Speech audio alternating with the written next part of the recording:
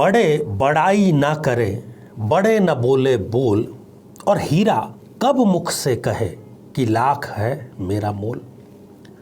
साथियों, कुछ लोग ऐसे होते हैं जो होते तो हीरे की तरह हैं, परंतु चुपचाप रहना पसंद करते हैं, मौन धारण रहना पसंद करते हैं।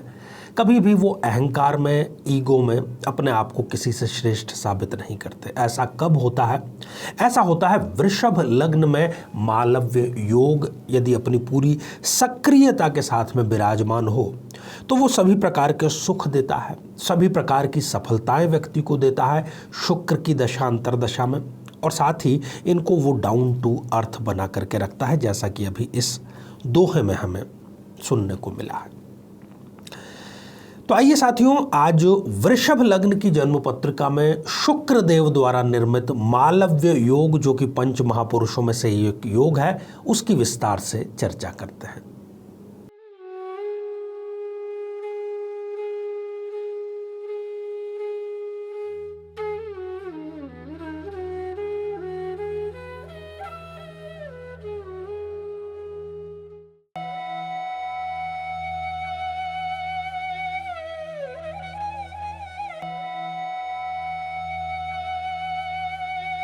तो मेरे बहुत ही प्रिय और बेहद सम्मानित साथियों, हृदय की असीम गहराइयों से अभिनंदन, बहुत बहुत हार्दिक स्वागत। साथियों, आइए सबसे पहले एक वृषभ लग्न की जन्म पत्रिका पर दृष्टिपात करते हैं और जानते हैं कि पंच महापुरुषों में से एक योग मालव्य योग यहाँ पर किस प्रकार से निर्मित होता है और क्या क्या वो परिणाम प्रदान करता है। इससे पहले जो कि नवीन दर्शक हैं उनकी जानकारी के लिए बतलाते चले कि पंच महापुरुषों पर इस श्रृंखला में हम चर्चा कर रहे हैं योगों पर, और रूचक योग, भद्र योग, हंस योग, इन पर हम चर्चा कर चुके हैं और अब सिलसिला हमने प्रारंभ किया है मालव्य योग का। जब भी कोई ग्रह केंद्र में अपनी स्वराशि में या अपनी उच्च राशि में विराजमान हो तब फिर वो पंच महापुरुषों में से किसी एक योग का निर्माण करता है। सूर्य, चंद्रमा, राहु, केतु, इनमें से कोई भी पंच महापुरुष योग का निर्माण नहीं करते हैं। जो ग्रह वक्री और मार्गी दोनों प्रकार से गमन करने की शक्ति रखते हैं वो ही केवल पंच महापुरुष योग का निर्माण करते हैं। तो इस वृषभ लग्न की जन्म पत्रिका में आप देख पा रहे हैं कि 2 नंबर से प्रारंभ हो रही है जन्म पत्रिका, और लग्न में ही शुक्र देव विराजमान है जो कि लग्नेश है, स्वग्रही है। तो वो यहाँ पर मालव्य नाम के बहुत ही सुंदर योग का निर्माण कर रहे हैं। शुक्र जो कि अपने आप में वैभव का, ऐश्वर्य का, कला का, तमाम भौतिक सुख सुविधाओं के कारक होता है, वो लग्न में विराजमान है। तो ऐसा जो व्यक्ति है वो कला प्रेमी ज़बरदस्त होता है, किसी न किसी कला का स्वयं पारंगत होता है वो, या फिर कला में उसकी रुचि बहुत गहराई तक जुड़ी होती है। पर्यटन का प्रेमी होता है, नए नए स्थानों पर जाना, नए लोगों से बातचीत करना, मिलना उसको बेहद पसंद होता है। वैभव उसकी जिंदगी का एक अनिवार्य हिस्सा होता है। जिस सुख की भी वो इच्छा करता है वो सुख उसको ज़रूर मिलता है, ख़ासतौर पर शुक्रदेव की दशा अंतरदशा में। उसका जो व्यक्तित्व है उसमें एक चुंबकीय आकर्षण होता है। विवेकवान भी वो होता है, गलत निर्णय बहुत कम लेता है, सोच समझ करके निर्णय लेता है, और अपनी प्रतिष्ठा से वो कभी भी खिलवाड़ नहीं करता। और इसीलिए हमने इसको कहा है कि ये योग इस स्थिति में इनको लाखों में एक बनाने का कार्य करता है। यहाँ पर जो शुक्र देव हैं वो अपनी सप्तम दृष्टि से सप्तम भाव को देख रहे हैं। तो सप्तम भाव जो कि जीवन साथी का, विवाह का भाव होता है, तो इनका जो जीवन साथी है वो शुक्र के प्रभाव से अत्यंत ही गौरवर्ण और ऐसा इनको जीवन साथी मिलता है जैसा कि इन्होंने सपने में सोचा हो। और इतना ही नहीं, इनका विवाह के पश्चात भाग्य उदय भी अवश्य होता है।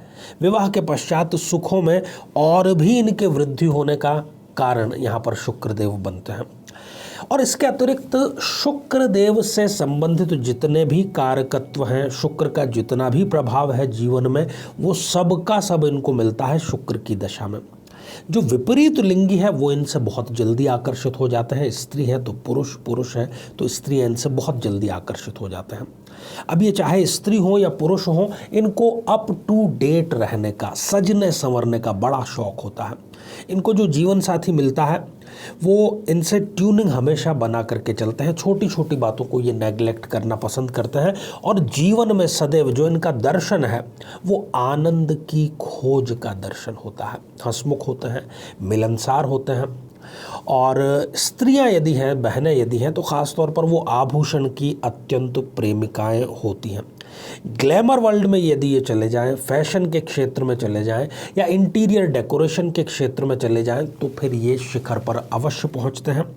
और यदि यहीं पर लग्न में इनके साथ में मंगल देव विराजमान हो तो थोड़ा सा इनके लिए ड्रॉबैक हो जाता है। क्या कि जो इनकी कामुकता है वो ज़रूरत से ज़्यादा बढ़ जाती है, जो इनके शौक़ हैं, मौज हैं, वो ज़रूरत से ज़्यादा बढ़ जाती है और जीवन में ज़रूरत से ज़्यादा हर एक चीज़ विष के समान होती है। यहाँ पर बैठे हुए जो शुक्र देव हैं वो इनको एक प्रसिद्धि की चाह देते हैं और ये जीवन में सदैव ही किसी न किसी कारण से चर्चा में बने रहना चाहते हैं।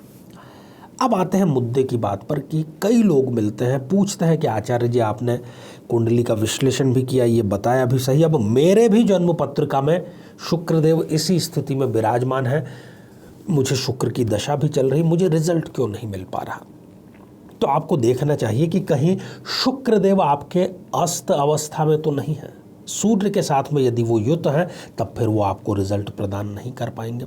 उनकी शक्ति देखिए, उनके अंश, उनके बल देखिए आप, डिग्रियां यदि वो 0 या 1 या 28, 29 जैसी अंतिम डिग्रियों के हों तब फिर वो आपको रिजल्ट प्रदान नहीं कर पाएंगे। और इसी स्थिति में जैसे कि पहले भी चर्चा की कि कोई भी जो ग्रह है वो अपनी दशा अंतरदशा में ही रिजल्ट प्रदान करता है। और फिर भी यदि किसी कारणवश किसी दूसरे योग या दृष्टि के वशात आपको रिजल्ट नहीं मिल रहा है, इन सब शर्तों को आप पूरा कर रहे हैं, तो आपको चाहिए कि आप शुक्रवार से प्रारंभ करके प्रत्येक शुक्रवार को करना है गौ माता को खीर का प्रसाद नैवेद्य के रूप में आप प्रदान करें, उनकी प्रदक्षिणा करें, आशीर्वाद लें और फिर देखिए कि कैसे ये जो मालव्य योग है वो जागृत अवश्य ही हो जाता है। जीवन में किसी समस्या का सामना कर रहे हैं, जैसे कि शादी में देरी होना, पति पत्नी में मनमुटाव या तलाक तक की नौबत आ जाना, संतान का प्राप्त न हो पाना, नौकरी या धन प्राप्ति में बाधा आना, जीवन के प्रत्येक क्षेत्र में किसी न किसी प्रकार की बाधा आना, तो आज ही अपनी जन्म पत्रिका का संपूर्ण विश्लेषण करवाएं और पाएं समस्या से सदैव के लिए मुक्ति। तो आइए साथियों, अब हम बढ़ते हैं आज के हमारे कमेंट के चरण की तरफ। और पहला कमेंट श्वेता श्रीवास्तव जी ने लिख भेजा है। मेरे 7वें घर में शनि और मंगल की युति है। मेरी शादी तय होकर डेट फाइनल होकर टूट चुकी है। काफ़ी पैसे बर्बाद हुए। शादी को लेकर मेरे अंदर उदासीनता उत्पन्न हो गई है। 11 साल के बाद भी मैं सिंगल हूँ। अब कोशिश करने पर भी तय नहीं कर पा रही हूँ कि क्या करना चाहिए। कुछ ज्योतिषियों का कहना है कि अगर आपने विवाह किया भी तो भी वो विवाह ज़्यादा नहीं टिक पाएगा। अजीब विडंबना है। देखिए श्वेता जी, आपकी स्थिति जो है वो वाकई में दुखद है। एक बार जब व्यक्ति दूध से जल जाता है तो छाछ भी उसको फूंक फूंक कर पीना पड़ता है, परंतु ऐसा नहीं है कि एक बार शादी की बात चल करके टूट जाए तो फिर विवाह संपन्न नहीं होगा। आपका विवाह अवश्य ही संपन्न होगा और बल्कि विवाह सफल भी रहेगा। जिस वीडियो में आपने ये कमेंट किया है वही उपाय आप करें। ढेर सारी आपको शुभकामनाएं।